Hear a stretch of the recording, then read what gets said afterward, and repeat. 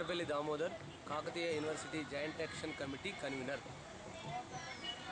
తెలంగాణ మలిదశ ఉద్యమంలో భాగంగా ప్రధానంగా కాకతీయ యూనివర్సిటీ పరిధిలో ఉన్నటువంటి విద్యార్థులందరం కూడా 3 సార్లు మా యొక్క PG, MBA, MCA, LLB, LLM పరీక్షలను 3 సార్లు మేము పోస్ట్పోన్ చేసుకొని చివరిసారిగా మరి ప్రభుత్వము ఖచ్చితంగా నిర్బంధంతో కూడా నిర్వహిస్తామని చెప్పిన నేపథ్యంలో మేము బహిష్కరించడం జరిగింది.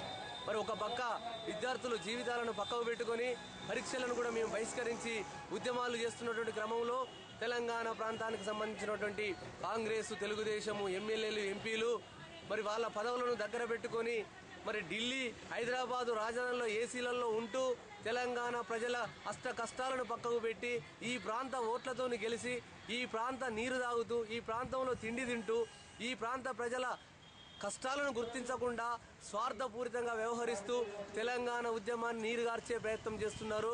మరి ఈ క్రమంలో విద్యార్థులు కానీ ఈ ప్రాంత ప్రజలు కానీ మేధావులు కానీ కర్షకులు, కార్మికులు యావత్తు తెలంగాణ ప్రజలందరూ కూడా కంకణబద్దులై తెలంగాణ రాష్ట్రాన్ని సాధించుకునేంత వరకు కూడా వెనకంజ వేసే సమస్య లేదని చెప్పేసి వివిధ పద్ధతుల్లో ఆందోళన కార్యక్రమాలు చేస్తూ ఉన్నాము. అంతేకాకుండా మరి ఈ రోజు నుంచి ప్రారంభమైనటువంటి సహాయ నిరాకరణ ఉద్యమము మరి విజయవంతంగా మేము దీన్ని నిర్వర్తించబోతున్నాము.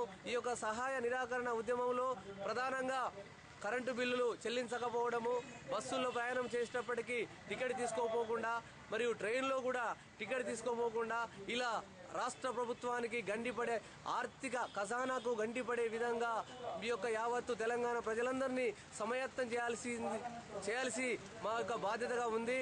కావున ఈ యొక్క సహాయ నిరాకరణ ఉద్యమం ద్వారా దీన్ని పూర్తి స్థాయిలో విజయవంతంగా చేసుకొని మాకు కావలసినటువంటి తెలంగాణ రాష్ట్రాన్ని సాధించుకునేంత వరకు కూడా మేము వెనకడుగు వేసేదే లేదని చెప్పేసి Kakatiya university joint action committee తరఫున మేము రాష్ట్ర ప్రభుత్వాన్ని కానీ కేంద్ర ప్రభుత్వం కానీ హెచ్చరిస్తున్నాము. ఇకనైనా కేంద్ర ప్రభుత్వం కానీ రాష్ట్ర ప్రభుత్వం కానీ కళ్ళు తెరుచుకొని తెలంగాణ రాష్ట్రాన్ని పార్లమెంటు బిల్లులో ప్రవేశపెట్టినట్లయితే మరి ఈ యొక్క ప్రాంతం నుంచి ప్రధాన రహదారులు మరి NH9 కానీ ఇంకా మిగతా రాజధానికి వెళ్ళేటువంటి రైలు మార్గాలు కూడా ఇక్కడ నుంచి ఉన్నవి.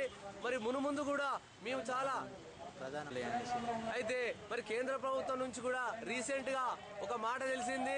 మరి ఆ మాట మీద స్టేట్మెంట్ ఇచ్చిండు. మరి జూన్ వరకు కూడా వెయిట్ చేయాలని చెప్పేసి ప్రధానమంత్రి అనడం జరిగింది. మాకైతే నమ్మకం లేదు.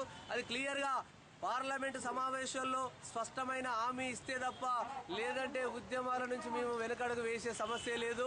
ఇక్కడ సంబంధించినటువంటి రైల్వే మార్గాలు కానీ రోడ్డు మార్గాలు కానీ దిగ్బంధనం చేసి తెలంగాణ రాష్ట్రం సాధించేంత వరకు కూడా ప్రజలు కానీ విద్యార్థులను కానీ మేము మరి వెనకడుగు వేసే సమస్య లేదని చెప్పేసి ఈ సందర్భంగా కేంద్ర ప్రభుత్వాన్ని రాష్ట్ర ప్రభుత్వాన్ని హెచ్చరిస్తున్నాం.